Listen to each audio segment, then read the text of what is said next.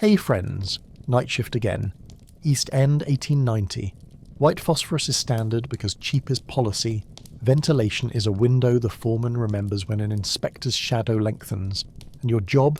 Dip, dry, scrape, box. Pays in speed and fines. Why does the bell sometimes ring late as if time takes bribes here? Why does the older packer laugh through a scarf in August? Why do vinegar bowls sit open beside water no one drinks? Stay and we'll find out. This isn't a tour, it's 12 hours at one bench with your lungs and wrists. No comfort, no cutaways. You'll feel the rules in your tendons and hear the math in the bell. If you enjoy this kind of misery served warm, like and subscribe. Drop 2 words, city time, or rate the smell out of 10 so the algorithm thinks we chose this together. Now we stop talking and start breathing what the room serves. Coat off, apron on, the bench is your world until the bell. You rub the crease where the wood bites your hip and step into the groove worn by everyone who promised themselves they'd only do this for a little while. The foreman's chalk waits on the slate like weather. The vinegar bowls cloud the corners like bad thoughts. You pull your cuffs, feel the bloom of white dust already gathering, and square yourself to the first rack before the clock decides to introduce itself. Don't relax. Don't blink longer than the pace allows. Somewhere a mouse investigates the crumb geography beneath the racks, mapping a city no inspector will ever chart. Somewhere a clock thinks it's in charge. You know better. It only keeps up with you when you let it. Lights yank themselves awake with a hum that doesn't care who slept, and the corridor coughs you toward the floor grit where everyone drags the night like a sodden coat. Coal breath from the ovens drifts forward and meets the garlic-sweet fume halfway, and between them, your eyes learn how to water without asking permission. You test the scraper's nicked crescent against your thumb and memorize the weight of the frame, the way the wood remembers hands better than it remembers names. Someone's laugh climbs the rafters, brief and out of place. Someone else swears softly into a sleeve. Then the chalk touches slate. The bell considers you, and the room decides you've started whether you are ready or not.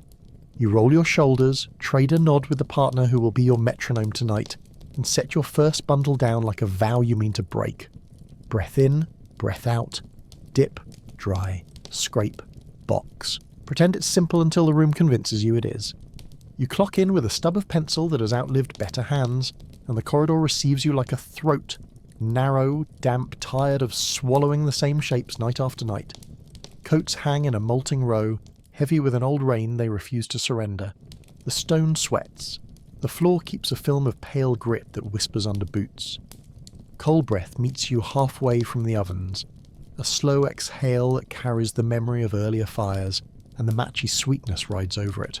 Garlic sour, insistent, making a small kingdom behind the teeth. Foreman's steps draw a chalk weather report onto the slate. Numbers that decide who eats, who apologizes, who doesn't bother. Someone clears a throat. Someone else reads the floor like scripture and chooses a safer path around a wet patch that is not water. The bell broods high in its iron cradle. When it speaks, it will be specific. Until then, you find your place by the sounds you make. A little murmur like a brick joins a wall. Fitted, necessary, anonymous. The rules are posted where a man with clean hands decided they should go. Eye level for a taller crew than you, promising fines for lateness, for spoiled heads, for idleness, for speech that is not orders, for existing improperly between the hours of dusk and day. There is a blessed paragraph about safety that reads like a Sunday leaflet, and works about as well. Windows to be opened, fires to be quenched, vinegar provided for the quality of the air. No one reads it now. They've all memorized the punctuation, a dot at the end of every order like a nail. The chalked columns matter more. Totals and deductions, the arithmetic of breath and motion. You measure yourself against yesterday and against the person who stands where you stand when you fail to show. Someone new tries to smile as if the paper could be bargained with. It can't. The foreman's nod is the closest thing to mercy on display, and even that is leased from a man who could leave completely and still remember to nod at you like you're human. You check yourself the way a soldier checks kit, except this uniform makes a joke of pride. Linen shirt that holds the stink like a miser holds coins, cuffs already smoky though you promise yourself you haven't started. Finger rags twisted tight, ready to soften friction that never softens back. Cracked apron with a spoon-shaped shine where bellies have leaned too long. Scarf you pretend is for warmth and will call fashion if anyone laughs. Not for warmth. Bit of rag to dip in vinegar and thumb under the nostrils when the air turns personal. Tin for bread so stale it could support a corner of the shop in an emergency. A pin for the cuffs. A coat hook you pray won't lose track of your only decent thing. You pat pockets as if a better life might be hiding there and come up with a short piece of string, a thimble dented where someone else's needle argued once. And dust that says you will look like the city buried you and then changed its mind. Your bench is exactly where you left it because it never follows you out. The shop could burn and the bench would still be inside the word bench, waiting. The lip is worn to a constant curve that fits you better than your pillow. The dip frames stack beside you like a ribcage. The scraper's edge has been nicked into a neat crescent by 100 careful mistakes. Someone has carved a cross beneath the surface where the hand rests when wrists need reminding. Someone else has carved initials that belong to a boy who became a man standing here. And then became a man who stopped standing here without ceremony. The grain rises where steam has licked it for years. Pale flecks settle into the lines like snow blown into a fence. You test the bench with a hip and it answers with its old complaint, a creak that is more memory than sound. The bell above is quiet. The bowl of vinegar clouds like a mood. Your cuffs bloom pale as lichen, and you haven't touched a single stick. First dip and there is ceremony whether you admit it or not. Sticks aligned, wrists square, breath held like the room is listening for weakness. Down into the paste, not too deep. Pause while the skin takes. Up into the air that wants to bite, and there it is. The thin coat glistening before it remembers to be dull, a slow run that decides whether you're neat or fined. White fumes gather in a lazy current that knows where to find eyes. They sting you into honesty. The taste climbs your throat and sits behind the tongue like you've sinned at supper. Safety theatre plays its lines. Vinegar bowl for the air, water pail for fires, both mostly for show, though you'll pretend like an actor who's forgotten he's on stage. You set the first frame into its place on the rack, and the small click it makes is the kind of music you can stand. Honest, unadorned, indifferent to applause. You do the second frame before your shoulders remember to argue. The rhythm starts to build and syncs with yours until you can count time without looking up. The racks receive their newborns with the indifference of furniture, and the ovens sigh open with a heat that feels personal only because it always recognizes you. Slide, count, slide, count. The tempo without melody, and someone at the end of the line mutters numbers like charms to keep the rhythm from unraveling. Heat blooms through apron and linen, not kind and not cruel, just constant. The way bad weather is constant when you can't afford roofs that keep promises. You humour yourself with the old line about PPE, prayer, patience and elbow grease, and even the joker's work. The door claps shut and the metal answers itself with a small ring that sounds like the ghost of money. You wipe your palms on a rag that will never learn the meaning of clean. The window is jarred open, the width of a miser's smile. A breeze arrives, carrying wet coal and a suggestion of river, the sort of fresh that is mostly information. You don't reach for the water pail unless there is flame, because thirst means time, and time is what the bell hoards. Meal comes and is not a meal, but you do the motions because the body believes rituals even when they produce nothing. Bread like roof tile, tea like iron filings coaxed to pretend, a smear of something that once promised fat but learned economy. You chew as if the bread might change if confronted bravely enough. It doesn't. At the boxing table, a girl with a scarf knotted high hasn't been seen in a week, whispers say. Someone says jaw like an unlit match, and the hush that follows is longer than it should be for a rumour. You sip rust water and consider not considering anything. Micro habits keep the edges from fraying. Rag between teeth to open a stuck tin, little press of vinegar under the nose so you smell less of it. A roll of the shoulders each time the bell decides you can. You touch the scraper's crescent with your thumb because superstitions are cheaper than charms. When you rise, your hips remember the bench and your eyes remember the burn, and it almost feels like doing something. The bench approves by not moving. You live by small repairs, a nicked knuckle wrapped in a strip of rag that smells faintly of tea, a splinter teased out with the scraper's dull back when no one is watching, a blister persuaded into quiet with a smear of tallow someone swears they didn't steal. The bench leaves a bruise in the same ellipse every week, and you come to rely on its accuracy like weather. You hold tins with cloth between your teeth to force them, and your jaw complains later, in a voice you pretend not to recognise. Vinegar under the nose to make the world smell like something else. A tiny roll of the shoulders each time the rack seats properly, as if the bones are counting with you. These aren't heroics, they're maintenance. Little treaties you sign with your body so it doesn't resign mid-shift. You stop asking whether it's clever. Clever gets fined. Durable survives. Hiss. A match remembering itself in the wrong place. Then a clean white lick of light that bites before the eye can arrange a protest. You don't think. The hand becomes a lid, the rag a prayer, the breath a cliff you shut your mouth against. Someone says your name like an order, someone else says nothing because sound pulls air. The flare kisses hair, sharp scent, singe, and is gone, leaving a thin smear of smoke that won't apologise. The bell does not ring for this. It only rings for schedules, never for fear. You count to 6, slowly. You wet the rag properly this time and press it to the corner where paste skinned over and trapped its own breath. The foreman looks once, then again, weighing fines the way a butcher studies fat. He doesn't speak. You perform the safety he would have ordered if there were witnesses. The water pail squats like an accusation.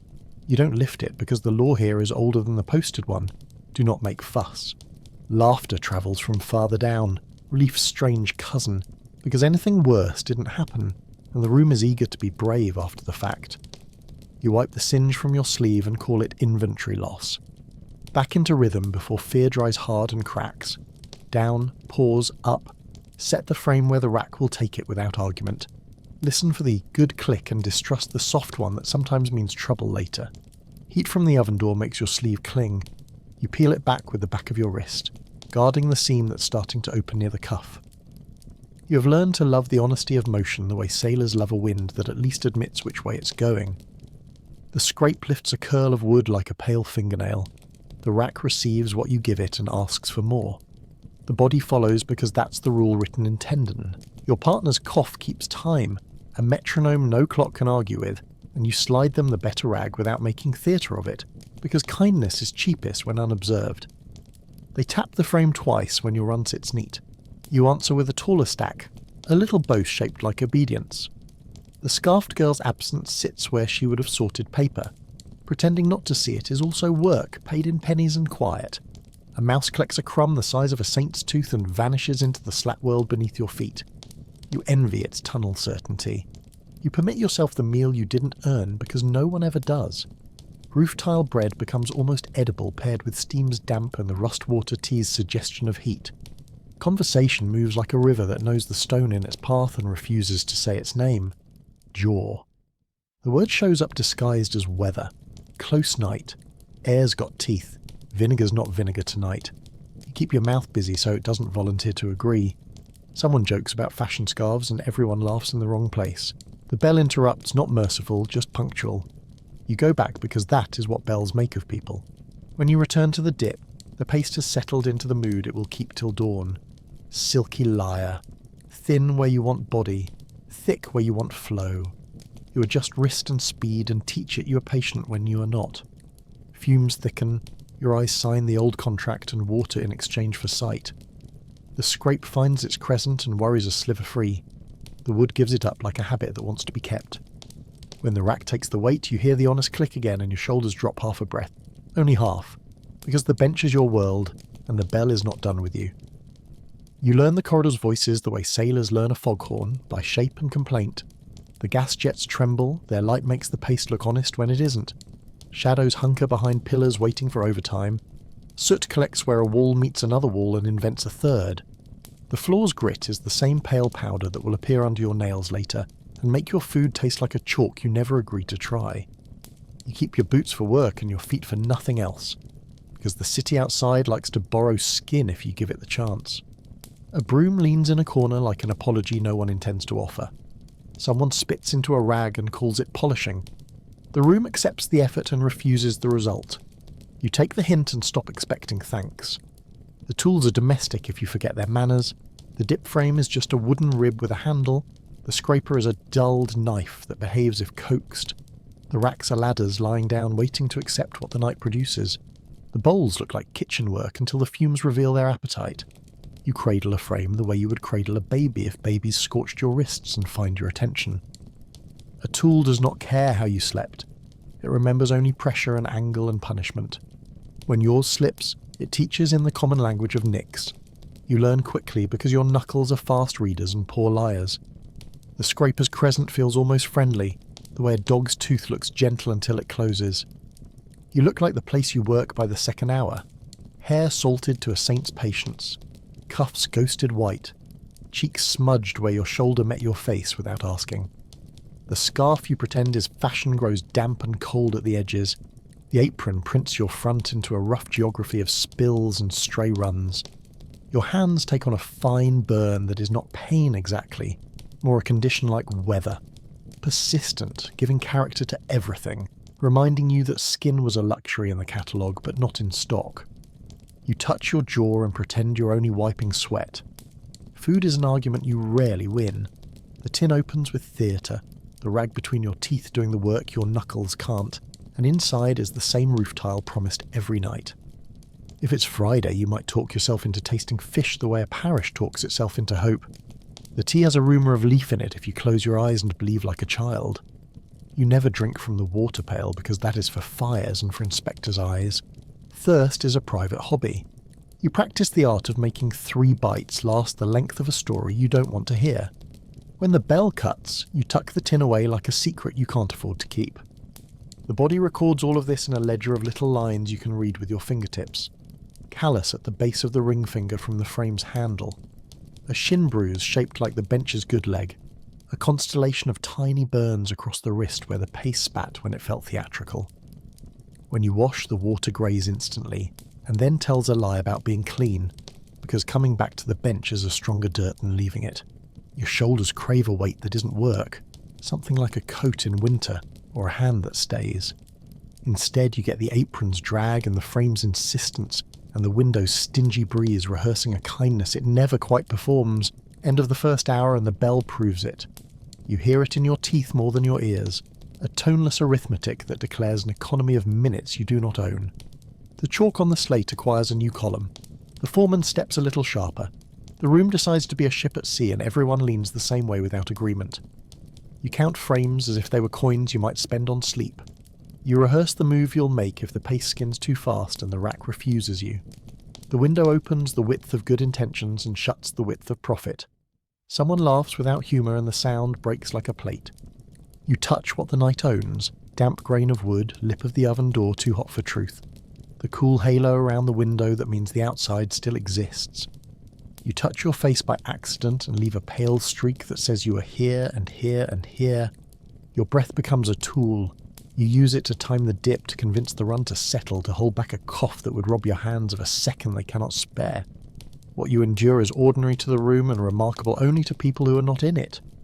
You own none of this and yet it claims you, so you sign with sweat where signatures are required and move on to the next frame before the thought finishes forming. The bell slices the air again and the slate earns another chalked notch. A tidy little scar that means you have successfully traded 60 minutes for a stack that looks like every other stack you've ever made. The foreman's pencil taps the board.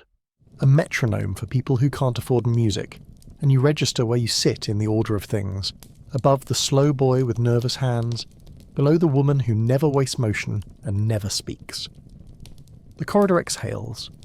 You can tell who's late by the way the room rearranges itself. Shoulders tighten, ovens clap with less patience. The window pretends to care. You glance at the rule sheet like a person glances at a weather vane not to argue but to confirm. Fines for lateness, for waste, for talking. The only thing not fined is breath, which is why they charge it interest. The scarf, when you knot it, carries the evening's damp like a guilty secret and holds a ghost of vinegar besides. You call it fashion when anyone jokes. A little theatre that you play for yourself, not for warmth. The fabric rubs the hinge where jaw meets ear, and the hinge tells you what it thinks in a voice you answer by pretending not to hear. Garlic sweet sits behind your teeth like a tenant who knows your landlord, and you curry favour with a dab of vinegar under the nose, the way sailors chew a bit of tar to keep the sea from having the last word. You keep your lips together when you laugh now. Out of habit you won't name. The mirror at home will know why before you do. Paper waits in neat reams for the boxing table, the good kind that behaves when folded, and the cheap kind that remembers every crease you ever tried to remove. You pass by it on a trip for fresh frames and feel the crackle of new labels still smelling of ink, a different sort of factory promise. The paste at your bench has settled into a mood that tolerates steady hands and punishes everything else. The scraper's crescent catches the lip with the same small sigh every time. You start to crave it like you crave honest bread. Your partner says nothing, but the cough keeps things measured. Between you both, a quiet pact. Make the stack true, keep the foreman's pencil quiet. Do not ask the bell to change its mind. Safety has its choreography. A pail stationed by the bench like a reliquary. Vinegar bowls sweating on the sill. A rag always to hand that has learned to be both bandage and extinguisher. When the inspector is rumoured to be on his rounds, windows open like good ideas and buckets double in number as if reproduction were one of their features. You practice the grip that covers flame without catching sleeve, the way a fiddler practices scales, because what looks like luck is often rehearsal with its hair combed. Someone jokes about putting the bell on a string so you can yank it yourself. No one smiles with their mouth. By the second hour your wrists have field notes of their own, tendons protest in a neat handwriting you've learned not to read. The bench edge prints its argument into the same place on your hip until you accept that you belong together. You discover the shift in stance that saves your back a penny at a time, the roll of shoulders that buys you a minute of blood in the fingers, the angle of the frame that convinces the run not to misbehave. You prize these economies as if they were coin, because they are. You spend them to arrive at dawn with a body that can still bargain. When the oven breathes, you hold yours and time the open door like a thief timing a patrol. Creaks organise the room. The bench sings its old complaint. The racks whisper as they accept the night's crop. The oven door claps like a judge with nowhere to be, and the window whistles a note the river would call an insult. Faint ash settles on eyelashes. You blink it into the paste smell and call the result vision. The bell does not judge. It only names the hour and waits for you to do the rest. Jawache writes its name lightly behind the ear, and you erase it the only way you know, with more work laid neatly where it goes. Pretend not to feel and the room pretends to believe you. That is the arrangement. The rumour arrives on soft shoes. Someone's cousin swears there's a place across the river using a safer red powders and pastes that don't bite the bone. Management calls it expensive nonsense with the quickness of people who know price like scripture. Your partner says they heard the inspector mutter about drafts and hazards and then accept a cup of tea. The window opens a finger width wider, as if rumours themselves needed air. You count your frames, you put your run true, you add one more rack than yesterday just in case today ends early or ends you. Somewhere above, the bell considers whether to be punctual. You don't and keep moving. Between benches, a pale tide crawls. Dust that was paste, paste that was breath. Breath that will be cough by morning. You learn to move without waking it, sliding your boots instead of lifting, turning your body sideways through narrow weather, so your sleeve doesn't gather more of what the air insists on giving. The ovens sigh when opened and complain when shut. You time their moods. Your partner's cough is patient, even mannerly, as if apologising for what everyone knows is not their fault. You invent small science. How far to tilt a frame so the run remembers its lane. How deep to dip when the paste has thinned from heat. And congratulate yourself with nothing more than a steadier stack. The foreman surveys the aisle like a captain who hates the sea and relies on it anyway. You would respect him more if he enjoyed this less. You share tools as if sharing blame. The good scraper gets borrowed and returned with a nick you recognise the way a mother recognises a child's new bruise. You don't mention it because the nick will be yours again before the hour finishes coughing itself out. A pot of paste is everyone's until it is no one's. Thick at the rim, faithless at the centre, kind only to wrists that have already learned it. Someone wipes a frame and reveals last week's handprints fossilised in pale. Someone else wipes their eyes and pretends steam caused it. The vinegar bowl sweats under the window like a labourer who has not yet been told he is ornamental. You dab a finger, press it beneath your nose and decide it helps because deciding is the only real power you get to hold in here. Names fall away until rolls are all that remain. mixer, dipper, scraper, boxer, coffer, counter, runner, checker. You keep your own name in your pocket with your string and dented thimble in case an inspector asks, because inspectors prefer proof that you are a person signed in a neat hand. At the boxing table, paper gives its little thunder as labels are pressed, and the smell of ink cuts through the garlic sweet like a rumour of literacy. The scarfed woman, the one with the joke that never reaches her teeth, had a laugh like a soft hammer. You think you hear it once and turn, but it is only the bell's metal cooling in the draught. You pretend you didn't turn. The room is happier when pretending comes easy. Micro-injuries become the calendar when clocks feel untrustworthy. A cut at the cuticle announces Monday. The elbow spot that protests against the bench announces Wednesday. Friday is the one where the apron string rubs a rash you swear you won't scratch, and then do, quietly later, in the corridor where coats hang like weather warnings. Your fingers develop a new alphabet of numbness. Your palms memorize the temperature of wood until you could find the right frame in the dark. Once you do. Gas sputters and goes thin, shadows fatten, and for a minute the factory asks you to work by faith. You do, because reluctance is fined the same as failure. The jets recover and hiss like a lecture you've heard before. You go on spelling the same word, enough. Meal again, though it hardly qualifies as either. Bread attempts to be neutral and fails, tea attempts to be warm and succeeds only in being wet. You practice the art of leaning, enough to rest the spine, not enough to be written up as idle. Someone mentions a hymn they heard Sunday, and for a breath the room arranges itself into pews, each bench a wooden prayer. You almost smile at the thought and stop because smiling loosens the jaw in a way you have learned to avoid. The scarf in your pocket asks to be tied and you ignore it for a minute longer, as if to prove choice still exists. It does, but only in the theatre of the small. You knot it, not for warmth. The first real hour that hurts arrives late, as if it had been busy elsewhere before finding your shoulders. Heat has gathered its courage. The paste has found new ways to spite you. The bell has learned the art of ringing without sounding like hope. You count frames by sixes to distract the part of your head that wants to invent futures, and at 30 you pay yourself the wage of looking up. The window shows a slice of night the colour of mean water. Somewhere beyond the river, people sleep. You lower your gaze, finish the rack, wipe your hands on a rag that died seasons ago and keeps showing up for work. The bench offers its old complaint and you accept it like a greeting. You settle deeper into the pattern that will take you to dawn. Dip, lift, set, slide, scrape, wipe, count, breathe, glance at the slate, ignore the rules, remember them anyway. The room's instruments agree on a key, creak, clap, hiss, cough, and your body plays along until the tune becomes a place you can stand. A mouse does its nightly patrol and finds enough to call this enterprise profitable. You hide a crumb for it as if charity could balance math. When the bell finally speaks again, you feel it in the hinge of your jaw, a wire you didn't know was threaded through bone. You glance at your partner, who nods as if to say, "Good, the night has decided to move." You nod back, and without fanfare the early part of the shift gives itself to the next thing. The hours when the bell stops being a clock and becomes a score. The night learns your measurements and then insists on them back.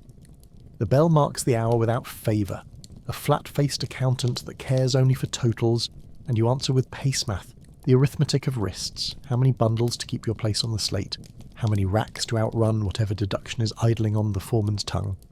You carve the shift into smaller countries, 6 frames, a breath, 6 more, a glance at the window, 6 more, a thought about a bed you hardly remember as anything but an argument with springs.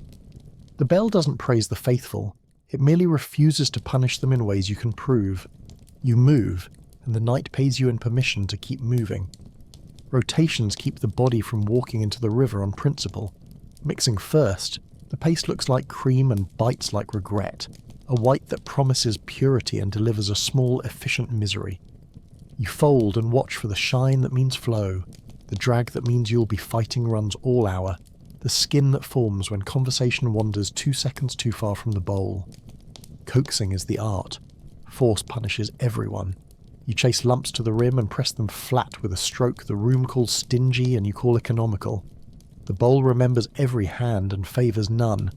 Scraping next, the scraper's crescent slides under a mistake and persuades it to admit its nature. You ride the nick along the wood as if balancing on a thin apology. Wrist ache accrues by pennies, and you pay it with small changes in grip. A turn of the tool, a stolen second of relief when the oven door breathes heat and your hand floats over it, like a bird testing a draft. Boxing last. Paper crackle speaking a dialed-down thunder. Labels that skew if your patience blinks. Piece rate pressure that makes every corner a sermon on straightness. You fold with the precision you saved from a life that once imagined neatness as virtue and now knows it as income. The score runs you. Piece rates and fines keep time louder than the bell. Lateness is a tallied insult. Spoiled heads are a confession you can't afford. Talking is a tax on hope. The slate learns the shape of your name in chalk that looks harmless until it is wiped at week's end and transforms into numbers you can't feed a family on. Humour undercut is the only joke the room allows. Congratulations, you think, as you swallow air you didn't want. You're paid to breathe less. The room appreciates the wit by not changing. Ventilation that isn't arrives on cue. Windows crack their thin smiles, the breeze tastes of river and ash in someone else's chimney, and the room grows a little louder, pretending to be grateful. Foreman rehearses a smile that will pass the inspector's test for concern, and you rehearse the posture of a worker who understands luck and owes it deference. Rumour says he's doing rounds tonight. Rumour says he likes to the time how long a window stays obedient after he's gone. Rumour says a lot because rumour is the cheapest entertainment on offer. Someone's cousin swears a factory across water uses red. Safer stuff. Paste that doesn't climb the bone and take rent there. Management calls it wasteful nonsense with the calm certainty of men whose families will never learn the taste of garlic from breathing. A joke rises and falls. Safer doesn't meet quota. Laughter shows up late and leaves early. You slide a frame, set a rack, and discover that the only part of the rumour that matters is the part you can't touch. So you inventory the senses you can prove. Sound is dip, drip, scrape, slide, bell. The same notes in the same order with slight variations that pass for fate. Smell is sweet garlic, coal, human vinegar, a stackable misery that builds a cathedral you kneel in without kneeling. Touch is damp wood grain, hot oven lip, fine sting where paste has learned your skin too well. A rosary you thumb through without praying. You take each bead in turn, and when you finish you begin again, because beginning again is the only way to finish at all. Your partner's cough keeps time the way a pendulum keeps secrets, and you learn to hear more in it than phlegm. Fatigue when it shortens, trouble when it doubles, danger when it doesn't arrive at all. You swap them the better rag without ceremony, and they slide you the square of frames, the little economy that makes the foreman's pencil lazy. Rivalry still lives here. Whose stacks sit truer, whose runs behave, whose labels don't lean like drunks, but the rivalry is polite. A game played under a treaty written in soreness. Nicknames travel the aisle. Soot for the boy with eyelashes always grey, Belle for the woman who never misses pace, Saint for the mixer who never swears out loud. You're something like Bench, and you don't mind. It fits. Inspector Night arrives like weather-wearing boots. The rumour proves itself by the smell of better soap and the glint of brass on his watch chain. He opens a notebook that could pass for scripture and asks questions that refuse answers by virtue of their speed. Windows are flung wide into the kind of open that makes people in drawings point. Buckets report for duty in pairs. Vinegar bowls multiply like rabbits with morals. The foreman smiles a practiced smile that never shows teeth and names the parts of the room as if he'd invented them. You demonstrate safety by retrieving motions you learned the day wages first mattered. He paces the aisle, counting the time a door stays open, the time a rag takes to appear, the time your answer uses to become plausible. He checks labels as if names could stop flame. He taps the slate, approving the arithmetic of breath, and writes nothing about lungs because lungs do not present receipts. When he goes, the windows creep shut by degrees you can taste, and the buckets demobilise to their ordinary posts like soldiers who know parades from battles. "Buy the book," someone says. You have never seen the book. You assume it is clean. Near miss arrives without an appointment. Paste skins over, a stick decides to forget its spine, and there's a hiss, a lip of light, a breath that takes itself. You move before you own the choice. Rag down, lid hand, elbow tight. Silence. A thin curl of smoke that smells like hair and humility. The foreman flicks his gaze from corner to corner, as if witnesses might sprout in the rafters. No one speaks because naming invites narrative and narrative invites fines. "All right," he says, meaning not a report. You count to 6 and pretend your hands are made of something better than hands. Private rituals resume their quiet parade.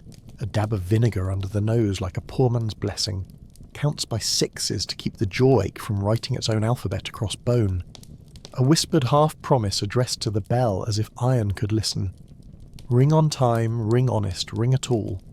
You check the scraper's crescent with your thumb because superstition costs less than medicine, and you tie the scarf a notch higher than necessary because the memory of heat lives slower than the heat itself. Work is the prayer that always gets answered with more work. When dawn is a rumour not yet a colour, you inventory the day sleep that waits like a reluctant landlord. A blackout curtain that never fits, a window that never seals, neighbours who respect the sanctity of your midnight by arguing about a kettle at 10 in the morning. Your body hums with the white, sweet aftertaste that won't brush away, so you lie on a mattress that has opinions and try to convince joints to believe in stillness. The bed feels like a bench wearing a blanket. You arrange your mouth carefully on the pillow so the hinge doesn't complain, and you let the city make your dreams for you. Modern parallels arrive uninvited like drafts. Think of a desk if the keyboard bit and the notifications were bells that find you. Imagine a meeting where minutes scored you and the agenda smoked. Consider an office where the air shook hands with your teeth and introduced itself as a flavour. You would laugh, except laughing is expensive. You breathe shallow, type faster, and tell yourself you'll leave after this quarter, after this season, after this next little nothing. And then it's morning again and the bench is naming you by your work. The comparison helps for half a thought, and then it feels like arrogance. You return to the rack. The foreman makes his rounds with the walk of a man being timed by someone you can't see. Hat brim reading you for excuses you haven't invented yet. He stops at your bench and watches your wrists like a watch. "Keep the frames lean," he says, meaning paste his coin. He taps the slate where your totals live in chalk that looks lighter than it spends. Then softer, a private voice that doesn't fit his boots. "Don't chew." You blink because you didn't think you were.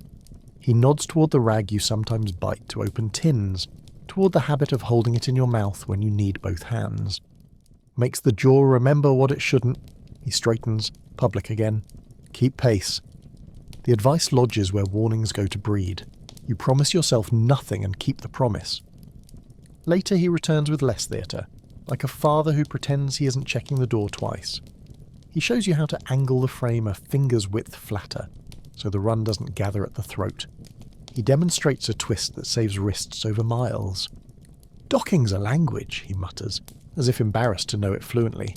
"They speak it to me. I pass it on." You watch his hands, scarred, competent, not cruel. He tells you to trade off scraping with boxing every third rack, so the same muscle doesn't fail at the same moment. Better to be a little tired everywhere than ruined in one place. The wisdom tastes like vinegar but clarifies the air. He moves on before gratitude can turn into conversation. The scarf returns before the woman does, a knot on a peg at the boxing table, then the woman beneath it, smile tilted as if the hinge is misfit. "Miss me?" she asks the room, voice bright and small enough to hide. Jokes still come, but they stop at the border of her mouth. She keeps the scarf high, working paper like a card sharp. Neat folds, square corners, labels truer than a sermon. You don't ask, because no one wants their pain narrated back at them by amateurs. She notices your glance and beats you to your own thought. "Kept the breeze out," she says, tapping the scarf, chuckling with her eyes. "Drafts, you know." The bench does not answer. Neither do you. Small victories show up pretending they were nothing. A rack goes through, perfect. Heads even, no runs, the click of set down so clean it might be music. Your partner taps twice on the bench leg. The private applause you invented the same week you both lost interest in other forms. You repay it with a cleaner scrape on the next frame, shaving a whisper of wood curl that lands like a feather. The foreman's pencil does not move. That, too, is victory. You let yourself breathe long enough to notice the oven's heat as warmth rather than insult, then discard the thought before it costs you time. The bell declines to praise and you decline to ask.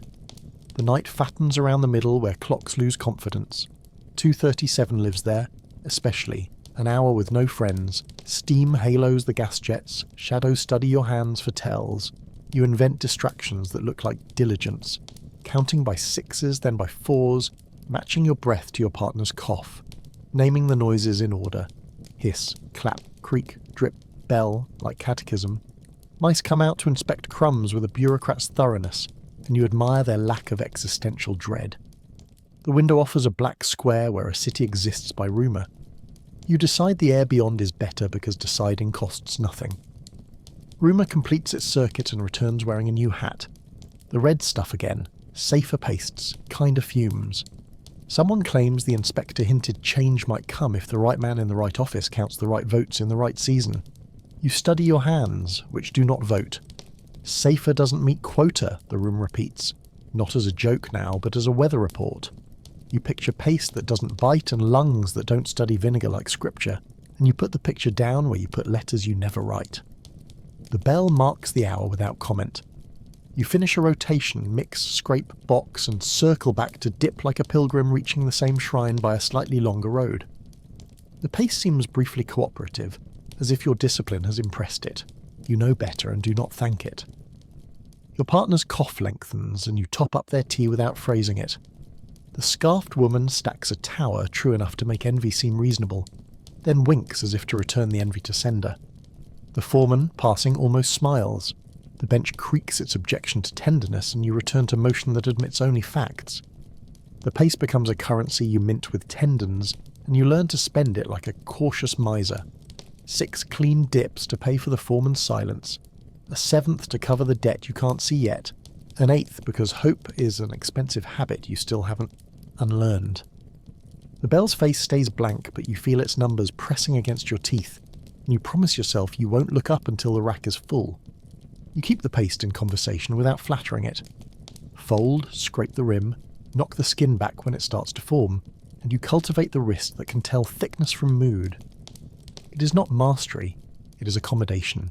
The kind workers learn when a tool is older than their pay and younger than their pain. Piece rate arithmetic draws its own borders around your head. A column for bundles, a column for waste, a mean little field where fines sprout like weeds, and a margin where someone else's handwriting decides whether hunger is a guest or a tenant.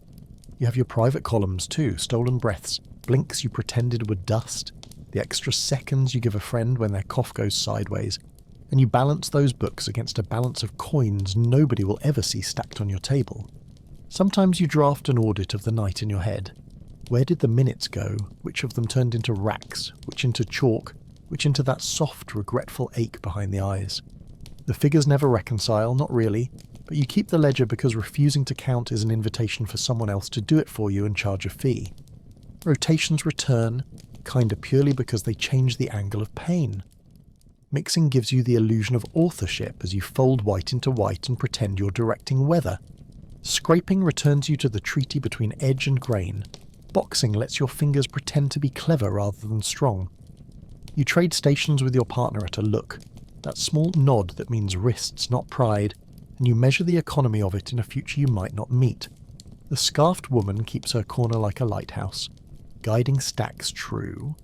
When the label thwarts her, she fixes it without swearing, and the room treats the restraint like a benediction it didn't ask for. You keep a private score the bell can't touch, the frame you rescued from a run by the neatest tilt you've ever managed, the scrape you executed so clean a curl of wood rested perfect on your thumb before you blew it away, the boxed bundle that sat square without your palm persuading it. These are not miracles. They are receipts your body writes to prove the night is not entirely credit. Ventilation plays at fairness. The window opens 2 fingers when the fog thickens, 1 when the foreman remembers the inspector's watch, none when orders stack higher than men. The breeze carries river, soot, onions from a barge, a cinder that lands like punctuation and burns a hole clean through somebody's patience.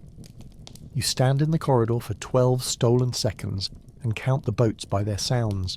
Chain rasp, gull complaint, a single clap like a door taken by wind.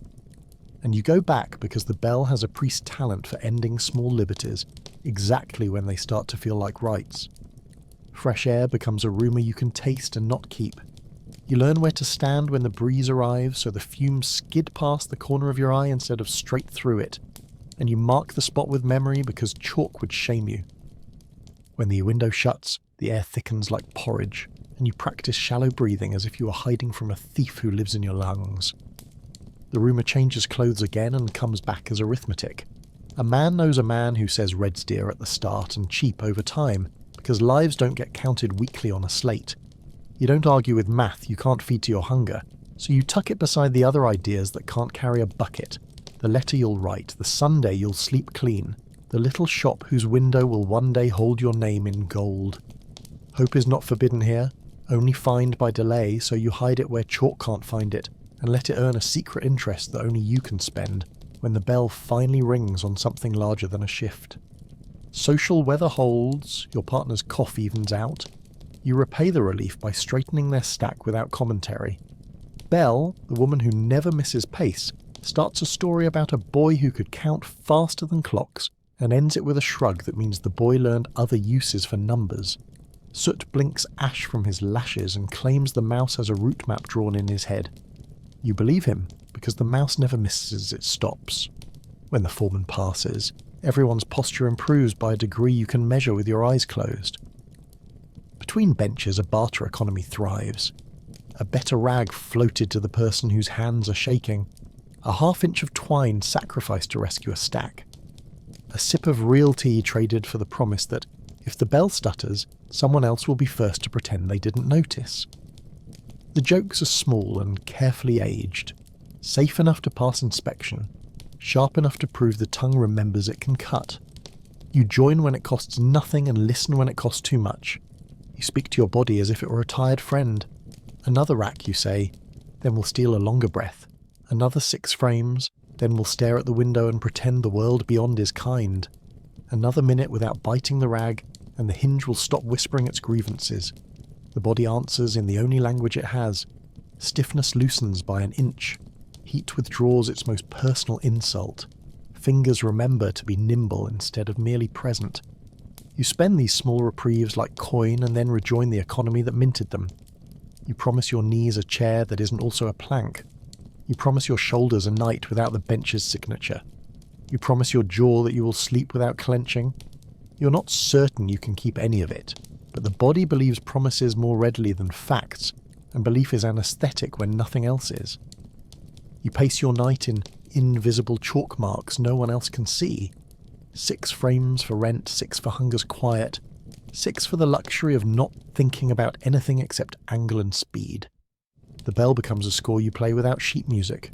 Your wrists doing the reading, your shoulders the percussion section that never rests.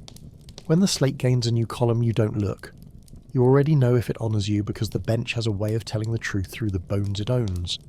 You aim for that small, sweet place where the pace behaves, and the rack answers with a click that means you've done enough to keep tomorrow possible.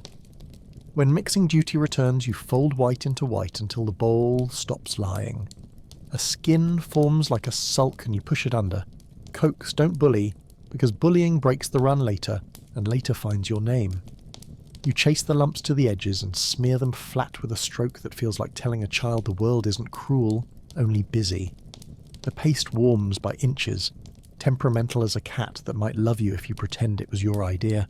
You could swear it listens to tone, you moderate yours. Scraping is diplomacy at a blade's thickness. The crescent edge finds the floor and convinces it to leave the neighbourhood without damage to property.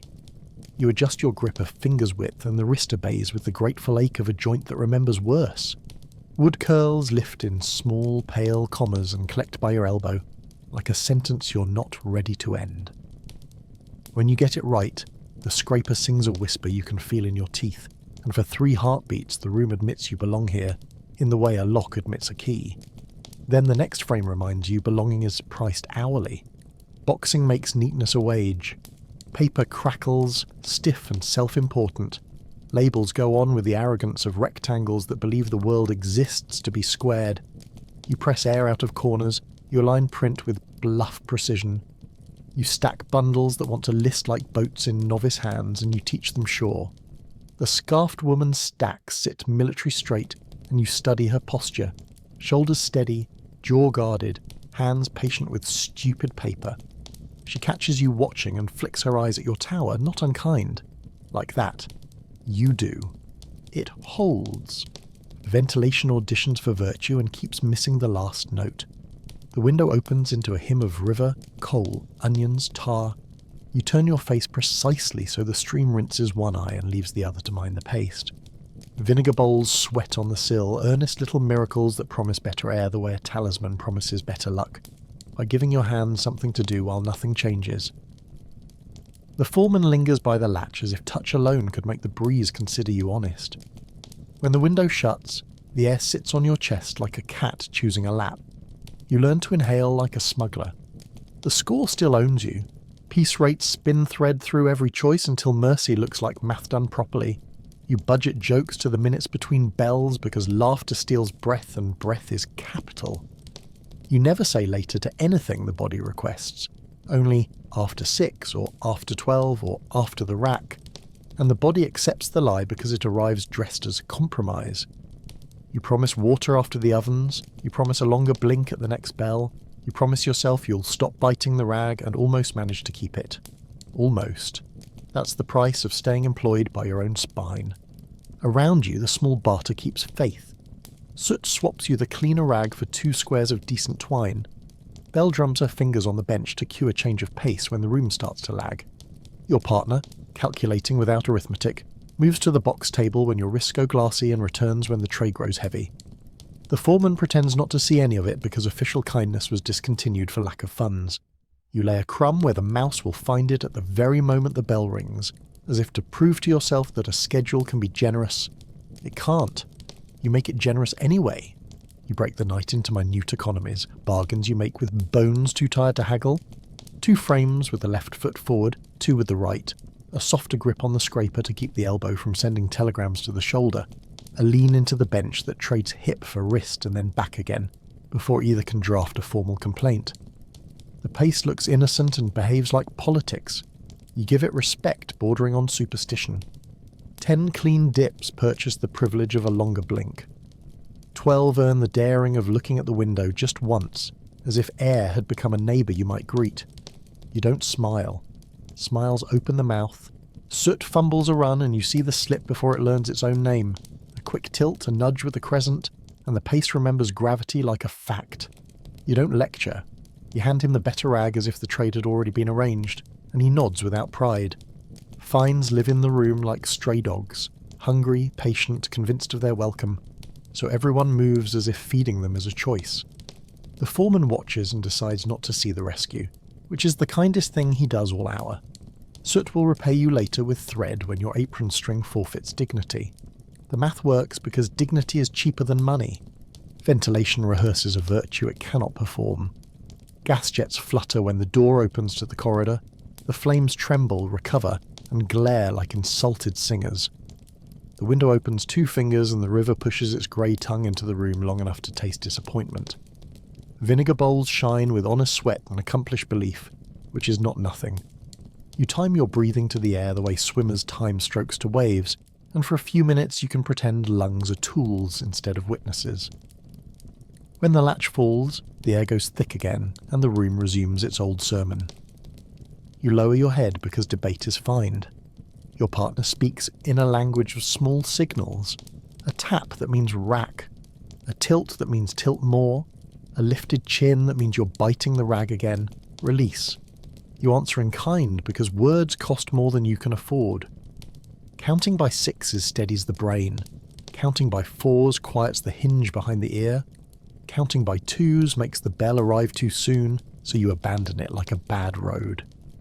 The jaw writes a note in a handwriting you pretend is not familiar.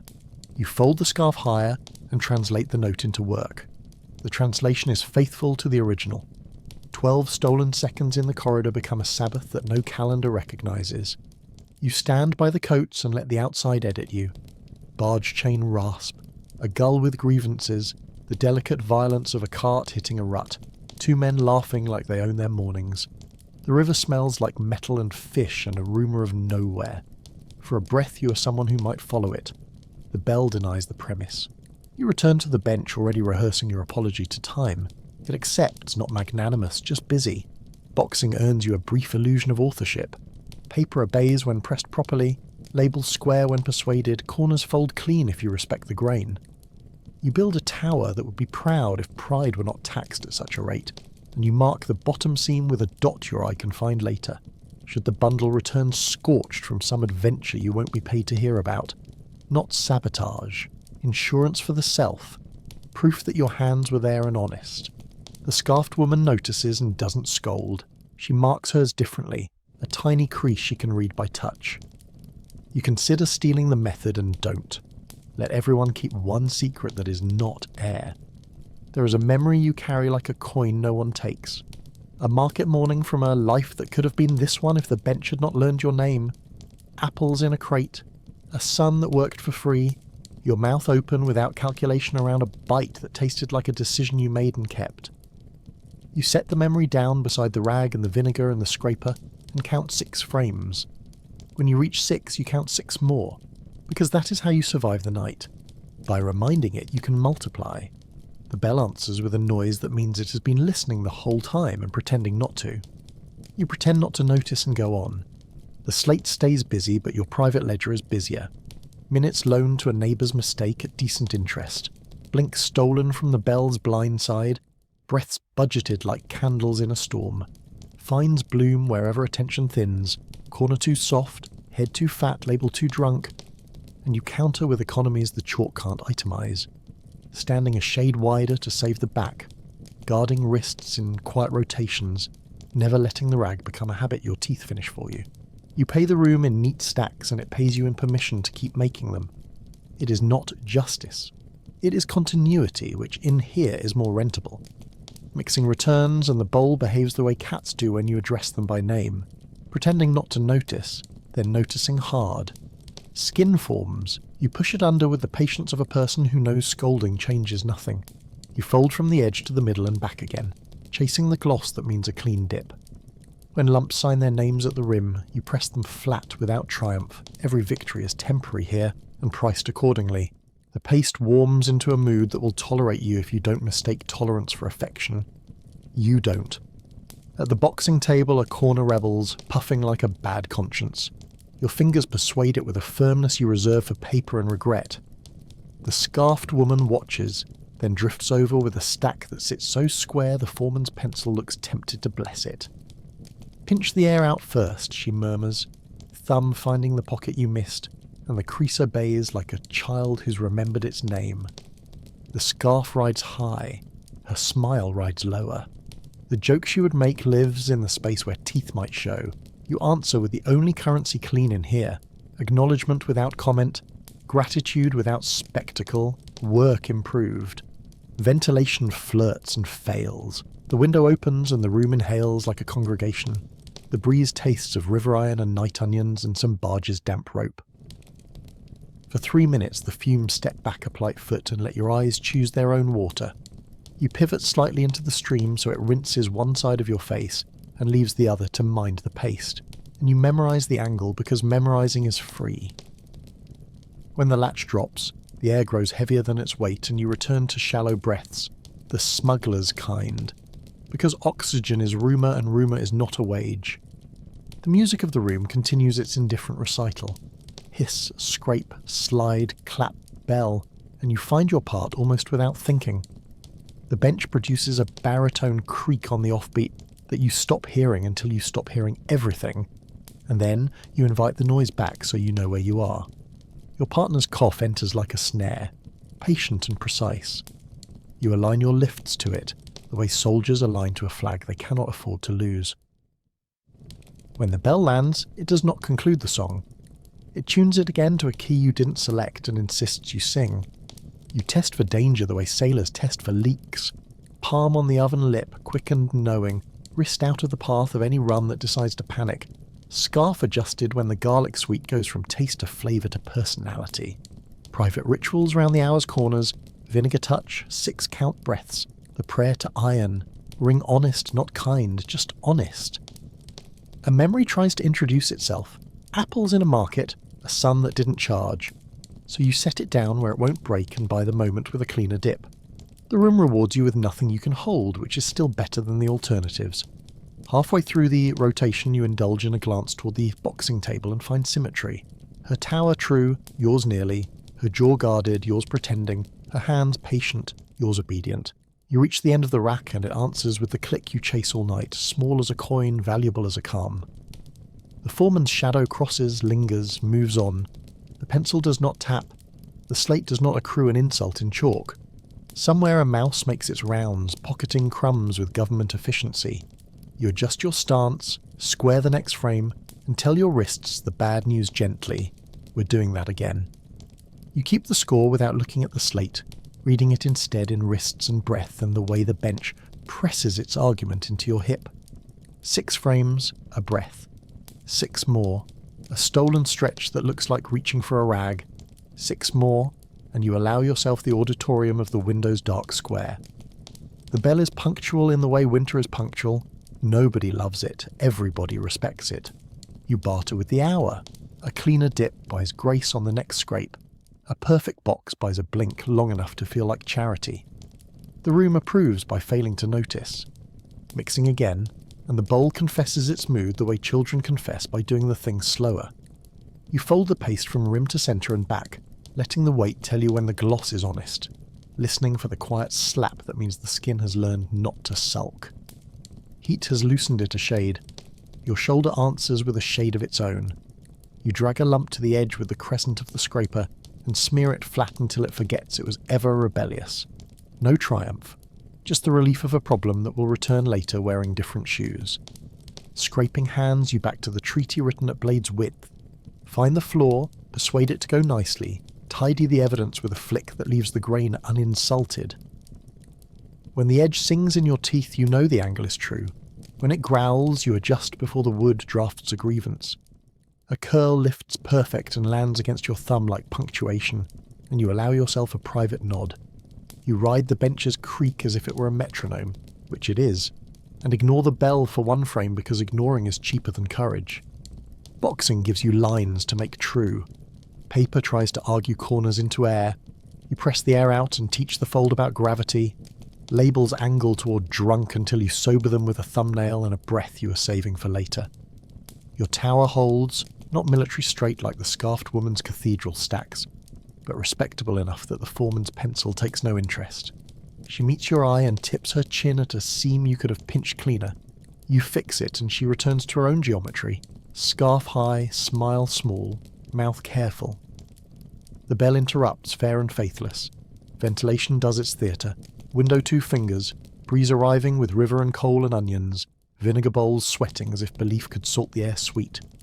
You turn your face to rinse one eye and keep the other sober for the dip. For 3 minutes lungs feel like tools rather than rooms the fumes rent by the hour. Then the latch settles and the air forgets you again. You teach your ribs to be stingier with opening. You practice the swimmer's breath on land. The room thanks you by not making it worse. The roomer returns wearing arithmetic.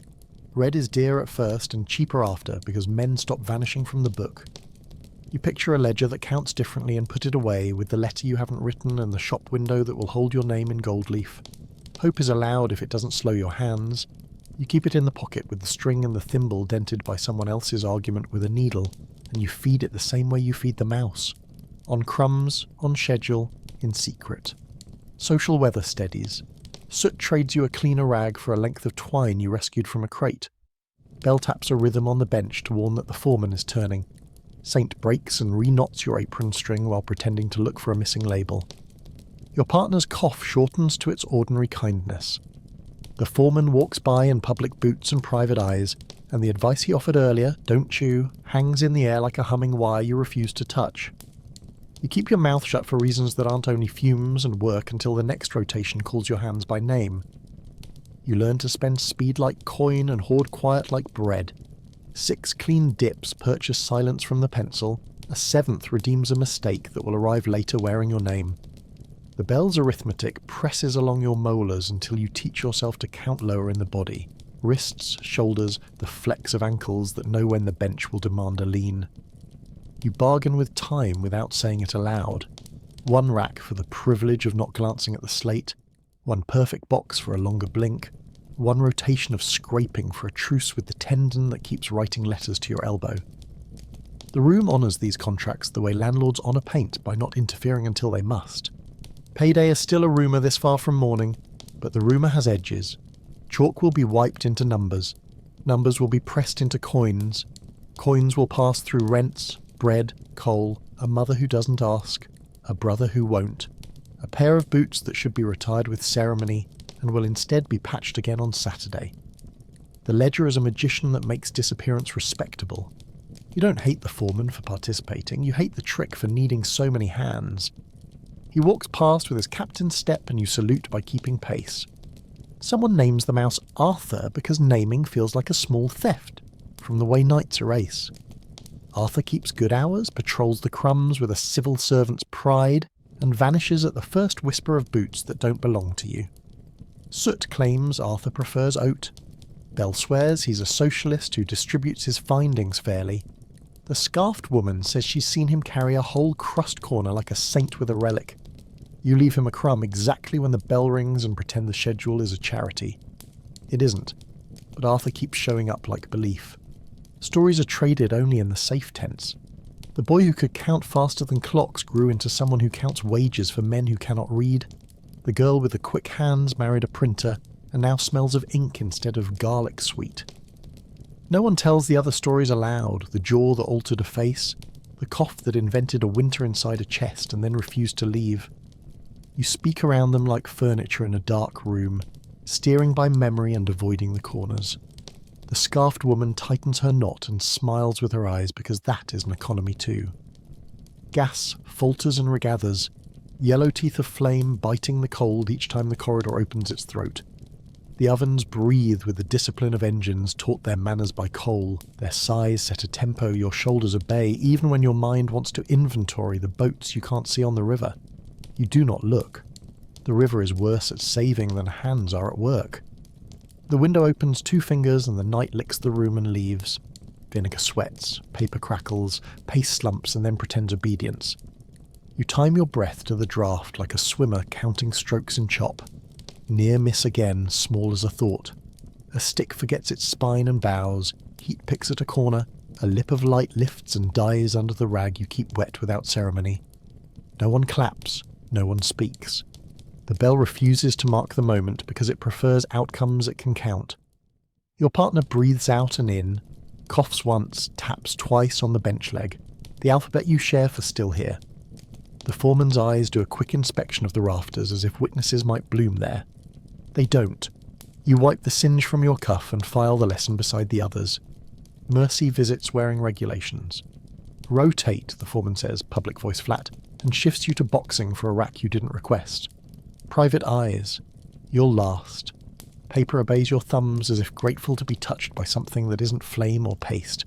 And the joint at the base of your thumb forgives you enough to hold steady again when you return to dip. You clean the bench's lip with the back of your wrist, the way a person tidies a windowsill before the night takes it.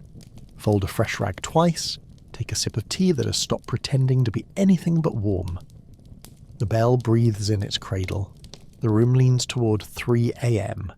3 a.m. arrives like a cat you forgot you fed, quiet, certain, already inside. The factory breathes like an animal with its own weather, a low, damp lung of heat that sighs when the oven doors yawn and settles when they shut. Gas jets hold their tiny crowns. Shadows lengthen until they look like extra workers who refuse to learn the job. Beyond the window, the city remembers to exist in fragments. A cartwheel clapping a rut, a man's shout folded by distance into something almost kind, the foghorn's single vowel dragged across the river like a wet rope. Inside, the bench is a boat and everyone leans with it, even when nobody moves. You dip, you lift, you set. The room answers with its grammar of noises, and for a stretch you believe your only language written by heat and time. Pain applies for personhood and is hired on the spot. It starts behind the hinge and moves carefully, like a lodger who knows the house rules, up toward the ear where it taps for entry, down to the throat where it hangs a small notice in a script only you can read. You bargain with it like rent. Not now, after 6, after 12, after the rack. It accepts every arrangement and violates none. It only waits for your signatures. You teach your mouth to keep its appointments closed. You learn a way to swallow that doesn't ask questions. You tell yourself the scarf is fashion, not armour, and the lie holds because it is cheap and fits. The bell stutters. Not by much, just enough for the room to look up with its shoulders. It should have rung. It considers you as if deciding your worth again. Someone's hand freezes above a frame, mid-air, like a bird reconsidering a landing. You check the oven door as if iron could vote, the foreman's face as if faces could keep time, the window latch as if air might lobby on your behalf. It should have rung, the old packer says, not loud, and the sentence lays down between all of you like a plank no one will step on. Then iron remembers its job and the bell hammers the hour, late and unapologetic. Every chest in the room exhales the same syllable without sound. The stutter has consequences you can taste. Pace phrase at the edges. A man uses 2 breaths where one would do. A woman's stack lists half a degree before she persuades it toward the idea of square. You rebuild the rhythm by clamping the mind shut around small numbers. 5 frames to repair the tear, then 5 more to pretend there was never a tear at all. The bench's creak resumes its metronome complaint. The oven door applauds you back into function. You glance once at the scarfed woman. She nods once as if acknowledging the contract renewed. Work is the apology you make to time. Stories come out when hands have finally learned the shift and can risk remembering other shapes. Your partner, breathing between coughs, mentions a brother on the docks who learned to read figures on crates and now counts tides like a wage. He says it as if he could borrow the arithmetic.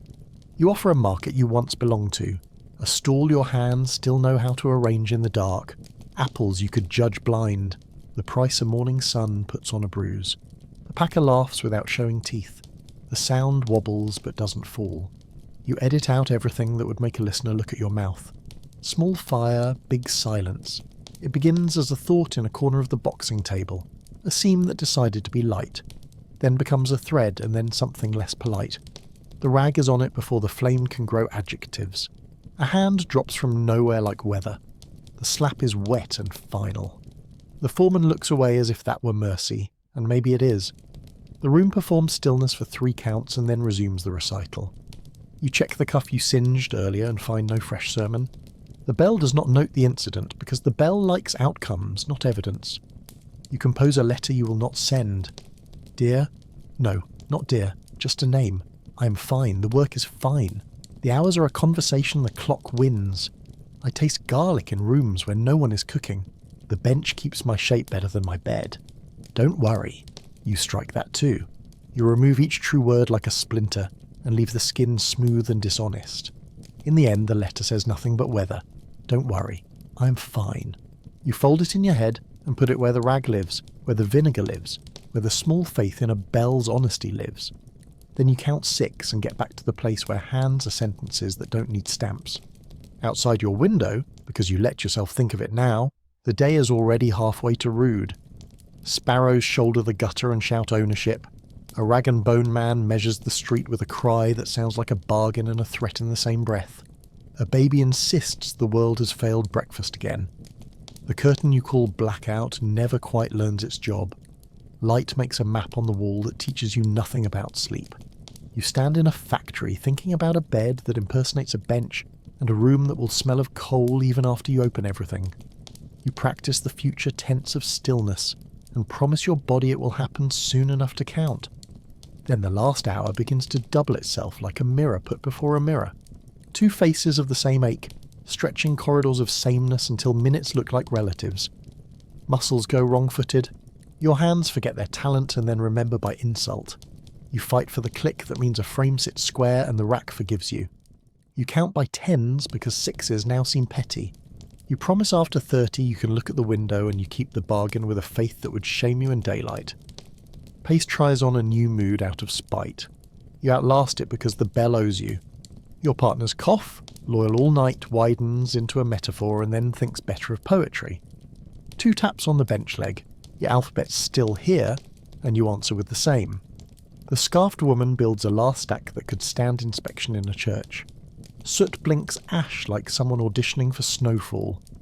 The foreman does his captain's walk, glances at the slate, glances at your wrists, and chooses to believe in math that favours you for once. You're not grateful, you're not ungrateful, You're a machine that knows its name. The bell finally rings, and it is not triumph. It is permission. A sound like iron remembering manners. Everyone in the room pauses half a second as if verifying the license, as if expecting a correction from a higher court, as if mercy were a clerical error that might be amended. Then the spell breaks, and the choreography of endings begins. Quiet, practical, unheroic, the way real rescues are when money isn't watching. You breathe, and the breath doesn't argue. Closing the night is a ritual older than any posted rule. Ovens slack, doors stand ajar with the indifference of mouths between sentences. Paste receives its cloth and pretends to sleep. Rags settle into a heap that will be asked to do bravery again tomorrow. The chalk acquires its final column and the slate briefly looks like proof that time can be farmed. You clean the bench lip with the back of your wrist, and the bench accepts the gesture like a handshake between co-conspirators. The room loosens its shoulders in ways no inspector could legislate. Leaving happens in layers. Apron off, the string unknotting like a problem solved by neglect. Scarf loosened to admit weather that is not industrial. Coats reclaimed from pegs that remember other hands. The corridor exhales you. Grit follows for a few paces and then decides you're no longer its business. The door is a hinge between climates. You push it with the palm that knows heat and find air that doesn't argue, only occupies.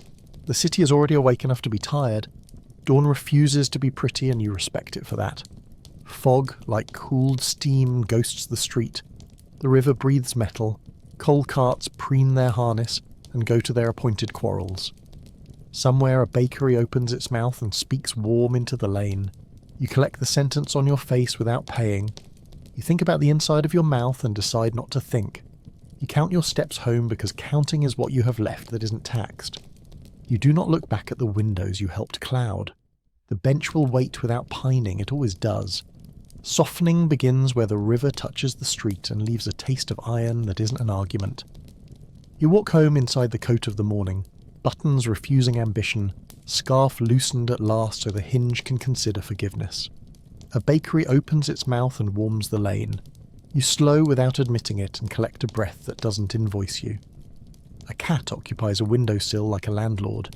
It blinks once, decides you are furniture, and returns to the religion of sun. A lamplighter snuffs a last flame with tidy hands, and the little glass bells accept darkness like a job well ended. You pass all of it as if you had meant to, as if a plan existed that included mercy. Carts gossip to cobbles, the milkman clinks his argument into doorsteps, a coster whistles a tune that never learned sorrow and manages fine anyway. You steer around a puddle that remembers last night, and watch it fail to mirror you because the surface is busy with wind. A girl skips a rope with a seriousness you recognise from work. Her mother calls breakfast into the stairwell. Somebody's radio of a mouth sings off-key and correct. The world you weren't invited to occupies itself without apology. You're briefly content to be small in it. You cross a bridge that pretends grandeur and delivers convenience. The river below considers the question of direction and decides east. Barges shoulder each other into usefulness. Gulls hold committee. Ropes answer the morning with the low music of strained fibre. You rest your forearms on cold stone and let the damp climb into your sleeves because it is honest cold, not factory heat wearing perfume. A man beside you drops his cigarette end into the water and looks ashamed for the heartbeat. He tips his hat anyway to you or to the day and moves on. You do not follow. You're already arriving somewhere. By the time you reach your street, laundry has begun to translate night into witness. Lines stretch from sill to sill like treaties. Shirts declare their damp confessions. A blue dress wakes slowly in public and doesn't mind. Your stairs greet you with the polite cough of wood that would appreciate lighter feet than yours. On the landing, the neighbour hums a tune that once belonged to a hymn and now belongs to weather. The sound threads under your door when you open it and plants itself somewhere near the kettle. You let it. Inside, the room keeps your shape like a memory that is not clever but refuses to fade. The blackout curtain argues again and you concede. A towel on the chair remembers yesterday's face and volunteers to meet today's. You pour water and watch steam behave without fines. The first mouthful of tea is not good, only harmless, and you feel the jaw unclench the width of a coin. You sit on the edge of the bed the way a person sits at the edge of a dock, contemplating water that will not drown them today. Your boots release you like handcuffs developing scruples. Washing is an exercise in optimism. The basin receives the grey without offering judgment. You find your face under the factory's colour and accept that the discovery is temporary by design. Fingers count their small damages and agree to report for duty again after the sun has done its shift. You press the scarf flat across the chair back as if by training it now you could persuade it to be decoration later. In the window, a square of light introduces itself to a square of dust and they become acquaintances. You laugh once, carefully, with your mouth closed, and the hinge allows it. When you finally lie down, the mattress answers yes like a tired friend. The bed is still a bench wearing a blanket, but the blanket tries. You grant it effort as evidence of love. Outside, the cart makes its last declaration. The cat revises its sermon. The neighbour lands the hymn on its feet. Your breath arrives at a reasonable price. You authorise it. Eyes close not like doors, but like letters folded and addressed to a future with no stamp due. Sleep comes, late but not stuttering, and for once the bell keeps its opinion to itself. You wake into a kind of quiet that is not silence so much as truce. The jaw announces itself at once and then takes a step back as if it remembered manners. Light crawls under the curtain rim and draws a pale bar across the floorboards, where a nail once argued with a boot. Your breath is ordinary and therefore miraculous. You lie still long enough to count to 12, out of habit, out of superstition, out of the desire to know a number that isn't attached to a fine, and then you sit, careful, as if you were a bottle with a crack you intend to ignore until it forgets to widen. Tea. You promise your hands tea and they cooperate. Coins come out like witnesses called in the wrong order. You stack them in domestic columns, bread, coal, rent, string, maybe apples if the stall shows mercy, and you test the weight of each decision the way you test a frame for true. The ledger in your head wears a kinder face than the slate at work, but it still does arithmetic without asking your permission. A boot needs mending and a sleeve needs darning, and the scarf would like to be laundered in water that hasn't argued with factory air. You make a list and then cross out the parts that sound like jokes, told to yourself at your own expense. Outside, the street has made progress without you. A boy runs with a paper full of catastrophes that aren't yours. A constable leans into his buttons. 2 women discuss a cousin as if the cousin were a myth that might yet be proven. You collect bread that tastes like planning and coal that smells like confession. The coster with onions waves a knife like punctuation and wraps your half-dozen in newspaper that still bleeds ink onto fingers.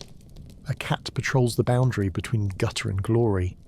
You stand still long enough to feel the city practice being alive, and then you go home, because alive doesn't include you unless you invite yourself. At the basin you perform small repairs that look like grooming and feel like maintenance on machinery you rent by the week.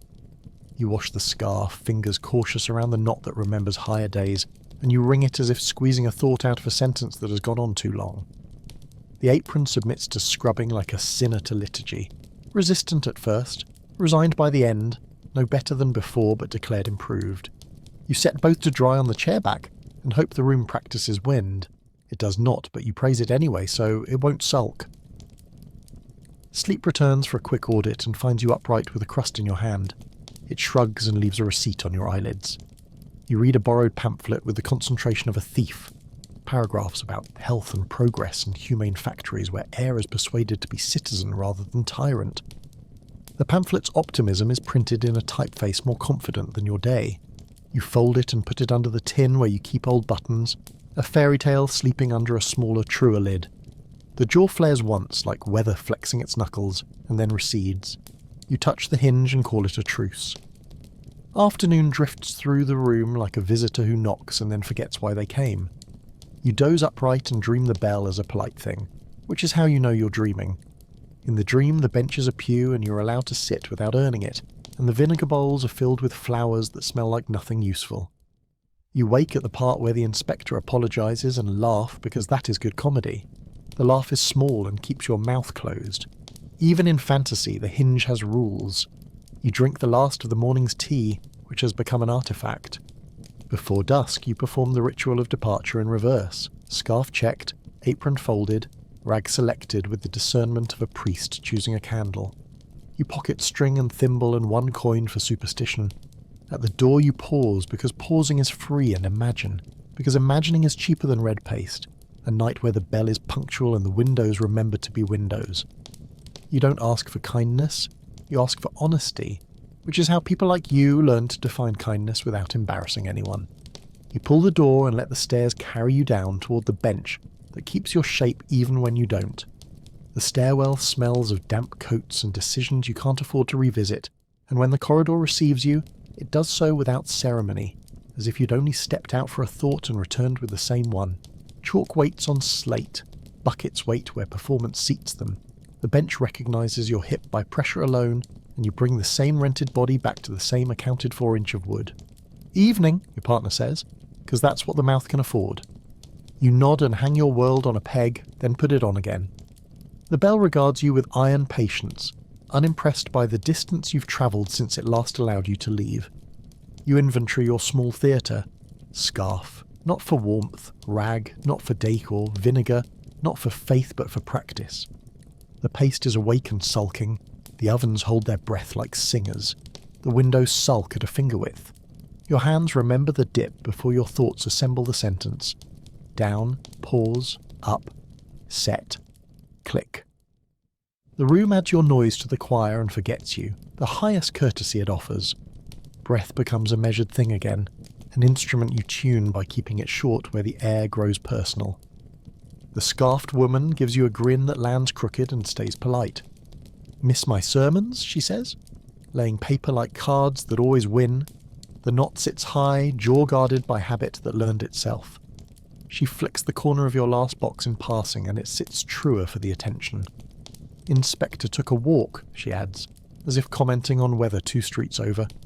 Windows tried honesty for 5 minutes and gave it up. Her laugh doesn't show teeth. The room pretends not to hear either of you, which helps. Kindness makes its rounds in small denominations. Your partner slides across a better rag without being seen doing it. You trade them the squarer frames as if a ledger demanded balance and you intended to satisfy it.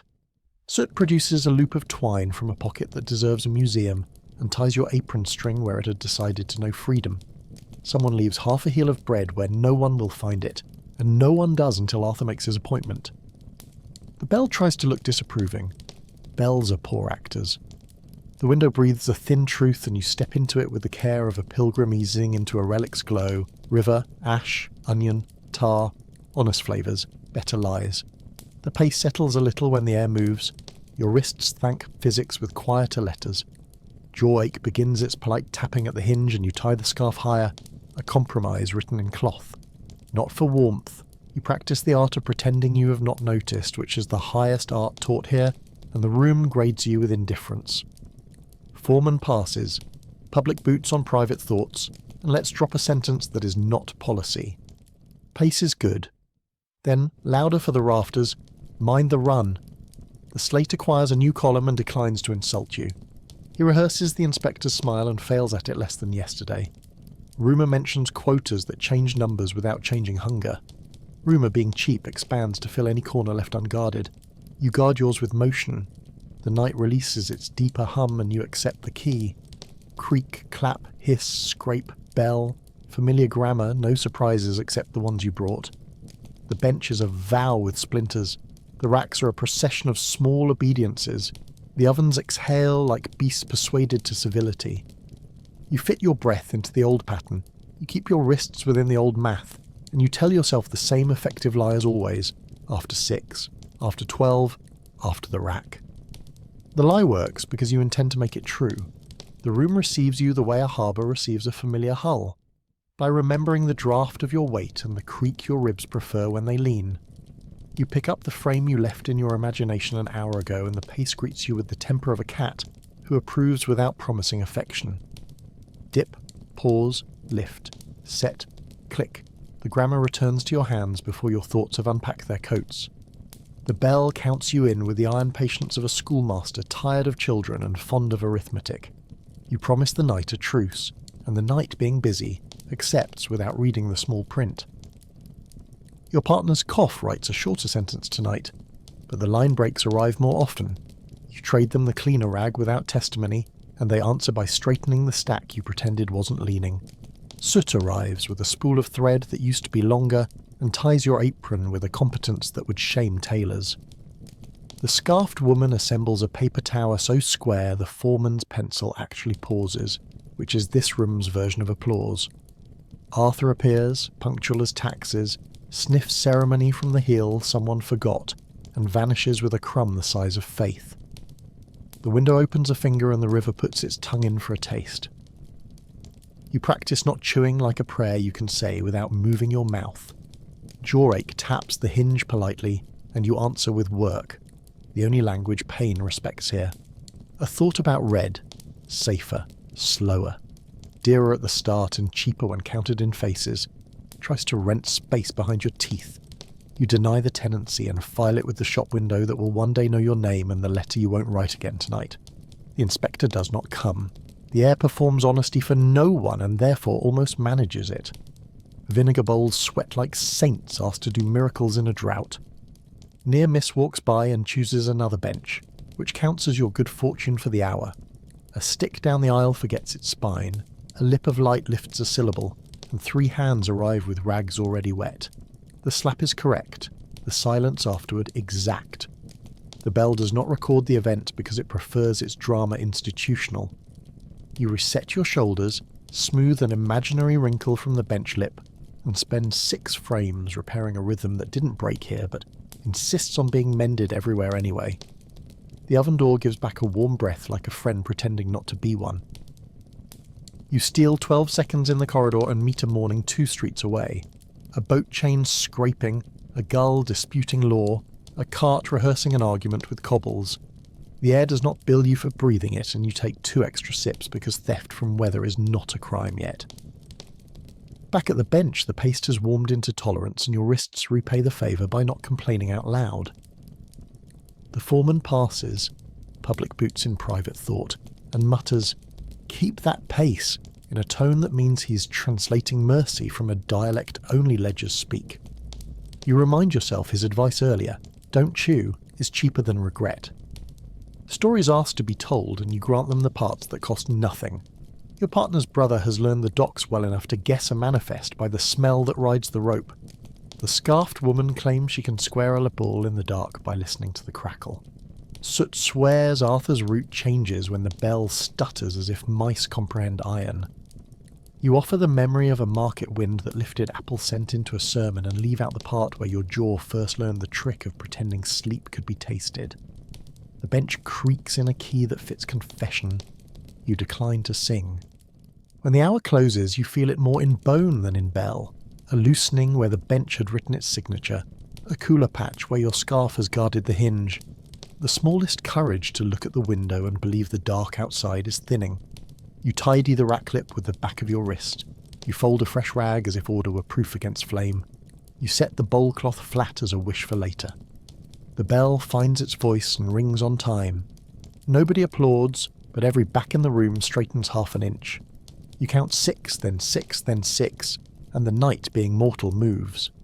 You test the room for truth the way sailors test a rail, palm down, weight cautious, eyes busy. The paste has recovered its opinion, and you greet it with the respect reserved for weather. The scraper's crescent answers like an old friend who owes you nothing and still shows up. You fold the vinegar under your nose as if tucking in a child, and your breath adopts the shallow rhythm of a smuggler. Jawache taps once at the hinge and you pay it with 6 frames laid true. The bench creaks its reply. Somewhere above, iron considers its duty and decides to keep time. Kindness keeps its rounds, not advertised, not owed. Your partner slides the squarer frame across with a thumb like a signal flare no one sees. You pass back the cleaner rag as if a ledger would audit the exchange. Soot goes by with his private museum of strings and knots and fixes Bell's apron, as though he were making an argument with twine. The scarfed woman balances a stack so honest the foreman's pencil stumbles, and she rescues his dignity by looking away first. Arthur keeps his appointment and removes ceremony before anyone has to pretend to deserve it. You work inside that quiet republic. The window shivers open and the river puts its tongue in the room. Coal and onion arrive, married this time, and a rope smell that knows splinters. You tip your head into the thin stream so one eye can choose its own water and the other can keep the paste under supervision. For 3 minutes, lungs negotiate the price of air like merchants and win. Then the latch falls, the draft recedes with a last polite touch, and the room returns to its old sermon. You adjust the scarf higher and resume confession. The bell's intervals grow noisy for a stretch, as if iron were learning new math. You don't look at the slate. You read time in the bench's bruise and the oven's sigh. 6 frames for breath, 6 more for a blink you'll pretend was grit. 6 more to repay the future you borrowed from the last hour. You keep the count low in the body, wrists, ankles, the little nap your shoulders try to take between racks. And when the bell lands square again, you give it nothing, because you can't afford gratitude as a hobby. The room approves by noticing you less. Stories return like birds to an Eve they trust. Belle admits she never counts out loud. She listens for the paper's crackle to align with her pulse. Soot swears he can judge a run's honesty by smell alone, and the scarfed woman, not unkind, says that's because he's always nose first in other people's business. Your partner tells you he once saw the river freeze so hard a horse crossed with its head down and lived to be bored by summer.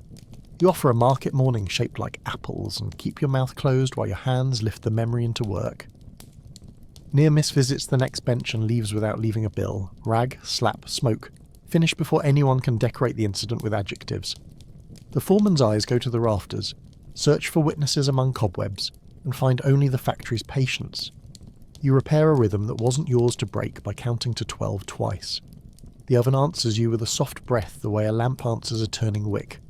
You press the corner of a stubborn label and it obeys. You don't call it victory, you call it rent. By the time the hour agrees to move, you've built a small museum of tolerable things, a rack that sits square, a curl of wood that lifts like punctuation and lands hardly there, a dot you've pressed into the bottom seam you'll recognise later if the bundle returns as rumour. The scarf rides high, the hinge remains quiet on the subject of pain, the bench keeps your shape like a loyal lie. The bell speaks on time and you accept its jurisdiction. You're not done. You are briefly possible. You coax the room back into its narrow truth and let your body do the arithmetic. 6 frames that purchase a breath, 6 more that buy a blink you'll call grit, 6 more to smooth the wrinkle the bell put in your head. The bench keeps its vow with splinters, the racks accept your obedience without enthusiasm. The ovens breathe like animals persuaded to manners. You measure the hour in errands of bone, shoulders negotiating with heat, wrist translating paste into something the slate can read, ankles learning the old lean the floor prefers. When the paste sulks, you placate it with patience that costs you elsewhere. The bell is quiet for once, a judge reading papers, and you work as if the verdict might be fair if you avoid adjectives. The window pretends to consider you, then decides against it. You do not take offence. You're busy being possible. Jawache announces itself with a courteous knock, and you practice not chewing like prayer. The scarf climbs a notch, not for warmth, and vinegar smudges a small benediction beneath the nose. Pain would like a conversation. You offer labour instead. The older packer's scarf sits high today, grin tilted, eyes bright with a joke she doesn't make.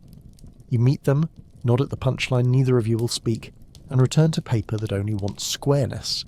A thought about red tries to rent a corner in your mouth and you hand it the pamphlet in your pocket, the one that sleeps under buttons. Later, you promise the idea, the way you promise your knees a chair that is not a plank. Later as a wage you mint in silence. Foreman's boots approach with the weather and leave advice behind them like a lighter wind. Rotate, he says, public voice flat. Keep your teeth, he adds, private, like a father doing math. You trade stations with your partner, scraping's treaty for boxing's geometry, and feel the wrists forgive a little. The pencil pauses at your stack and continues, which here is the ceremony called praise. You realign a label, pinch air from a corner, dot a seam you'll know later if rumour brings the bundle home singed. The foreman studies rafters as if witnesses could sprout and absolve him. They do not. He walks on learning a language only ledgers teach. You return to dip, grateful to the elbow for remembering patience. Near miss arrives 2 benches down, small and swift as a rumour that can count. A stick forgets its spine, light lifts a syllable, and rags slap with wet finality. Nobody decorates it with adjectives. Nobody courts spectacle. The bell keeps its opinions to itself because institutions prefer incidents that can be scheduled. You repair a rhythm you didn't break by counting to 6 twice, then to 4 as a treat. Arthur conducts his crumb patrol beneath the benches, undisturbed by flame or philosophy, and your partner taps twice on the leg to confirm the alphabet. Still here. You answer with the same and teach your shoulders to believe it. When permission finally falls from iron, it does not arrive as triumph, it arrives as accuracy. The bell declares an hour that matches your bones. You do not cheer. You finish the frame in your hand, set the rack true, and begin the choreography of endings. Ovens propped to slack, bowls swaddled, rags gathered, paste tucked under its cloth like a sleeping quarrel. The chalk acquires its last neat wound of arithmetic. You clean the bench lip with the back of your wrist, not because it matters to the wood, but because it matters to your name. Your partner straightens your modest tower by a breath. You lay a crumb where Arthur will be on time. Everybody pretends nothing tender happened. Leaving happens the way it always does, in layers you peel without ceremony, apron untied, string knotted for next time, scarf loosened to admit air that has not been employed against you, coat shrugged on like a verdict you appeal and will one day win. The corridor releases you, grit follows to the threshold and then remembers its job. The door opens onto weather that does not invoice, and the river sends metal to your tongue without charging extra for memory. Dawn looks like work that isn't yours. You take a piece anyway. The bakery's warm breath, the cat's unearned blessing, a lamplighter's tidy end tonight. Streets collect their sentences. Carts conjugate, hooves decline, gulls argue law. A child draws a hopscotch grid with a solemnity you recognise and skips through her private arithmetic. Footfall to footfall, the chalk squeaks like truth. You count squares the way you count racks and discover a joke the world did not mean. Start 1, 2, 3, 4, 5, turn back. You hop the last 2 for her in your head and grant yourself a point. The church bell far off rehearses daylight. You practice keeping your jaw shut, not because of pain tonight, but because it feels like a promise you can keep. Home is a short walk if you decide it is. Your door takes the key without drama, the room accepts your weight like news it was expecting, and the basin learns your face again from beneath the factory's colour. You lay the scarf flat across the chair, as if to school it into mere cloth. Tea negotiates with water, and loses less badly than last time. You sit on the bed the way a person sits on the edge of a thought, and the mattress tries to be more than a bench in a blanket. Outside, the city composes morning. Inside, you dismantle night with quiet hands. Sleep will arrive late and honest. You invite it with the oldest trick you know. You promise yourself tomorrow and mean it. Pull back with me for a moment. Not from the bench you've learned like kin, but from the street, from the river, from the city that keeps these rooms the way a body keeps scars. Multiply your night by 100 shops, by 1,000 benches, by bells that rang a little late and a little long in neighbourhoods that learned arithmetic by hunger. Imagine the ledgers lining up like weather reports. Fines falling like drizzle, small mercies arriving without witnesses. None of this is a singular tragedy. It is an arrangement, and arrangements own more lives than accidents ever could. If you listen, you can hear the city turning breath into totals and calling it order. In time, slow, rude, uneven time, the room learns different manners. Safer mixes enter the conversation. Ventilation becomes something more than a window crack to satisfy a notebook. Inspectors write with ink that stains further than a shift. Red begins to replace white where price and politics allow. The tongue of the room learns to speak without garlic sweet on every sentence. None of it arrives as a trumpet. It arrives as a paragraph added to a rule, as a habit altered by someone tired of funerals, as a foreman who decides that air belongs to the living. Change is not a miracle. It is a schedule that finally remembers people. What routines do to a person is simple and expensive. They carve. They hollow out a little space where a bench can live in you rent-free. They press small truths into bone until your body can read them without light. They also build. They give names to hours that would otherwise collapse, and they let you hide hope where ledgers cannot find it. You spend yourself on motions no one remembers, and you buy, with those motions, something that doesn't show in chalk. Your partner's sure to cough tonight, the scarfed woman's stack that would not bow, the mouse allowed to keep his appointment. You can get used to anything. That's the trick and the cost. Now, retire the props. Lay the bench back under its dust sheet and let the wood forget your hips. Hang the apron, string already knotted, for a tomorrow you will not borrow. Rinse the vinegar bowl and leave it upside down on the sill like a tamed superstition. Shut the window on its two-finger smile. It has done what it could. Fold the scarf flat and call it clothing again, not armour. Let the oven doors yawn and cool. Give the scraper's crescent a rest from persuading stubbornness into meekness. When you put each thing down, the silence that remains isn't empty. It's earned. Step out of the shop in your mind and walk the familiar lane one last time. Collect the bakery's warm breath, the cat's bored blessing, the lamplighter's neat dismissal of night. Hear how the city continues without asking you to prove anything. If your jaw still twinges in sympathy, let it. Pain likes anniversaries. If your hands still count by sixes under the table where no one can see, let them. Habit likes to show off when praised. Tonight you're allowed to keep the parts of the room that made you kinder and set down the parts that only made you smaller. So let your shoulders drop now. Let the hour unclench its teeth. The bell has rung, the room can be yours again. You worked, you counted, you kept the small republic of kindness alive inside a place that tried to tax it. You don't owe the night a postscript. You owe your breath a discount. In a minute, when you close your eyes, let the creak of the bench turn into the sound a house makes when it forgives you for leaving it.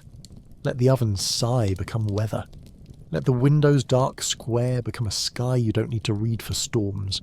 If you want more nights like this, different fumes, same truth, subscribe.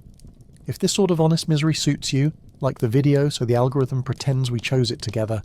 And because ritual calms what rules can't, comment 2 words for me: your city, your time, or rate the smell out of 10. Then put the number away because the number doesn't love you. Sleep does.